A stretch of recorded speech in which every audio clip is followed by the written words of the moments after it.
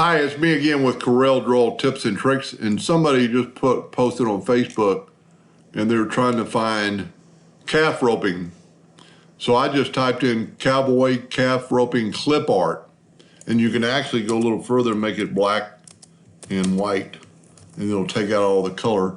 And then you could click on large images and then just pick an image, and like this one I like, and it's pretty big. It's 860 by 605. So I'm going to copy the image. I'm going to bring it into Corel Draw. Whoop. Sorry about that. And I brought it into Corel Draw. Now, when you bring it in, it's going to be about this big. And just take and reduce it. That's going to help you, it's going to help Corel trace it better because it has to do less work, or that's what I've found. And then you don't even have to convert it to a bitmap because it's pretty much a two-colored part.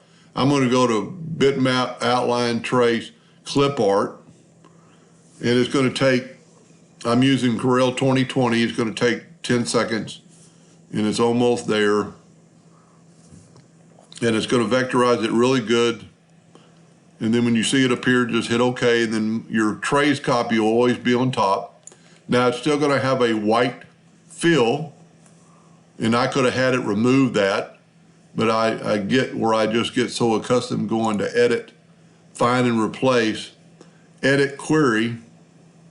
When that pops up, go to uniform fill, but double click on the text itself. Let's move this out of the way. Go to your uniform color, check it, go down here, get your eyedropper tool, and just select that white, which is R247, they're all the same. Click out of that and put find all, and then hit the delete. Now you have a engravable, pretty good graphic of a calf roping. I hope that helped a little bit. Thank you for watching.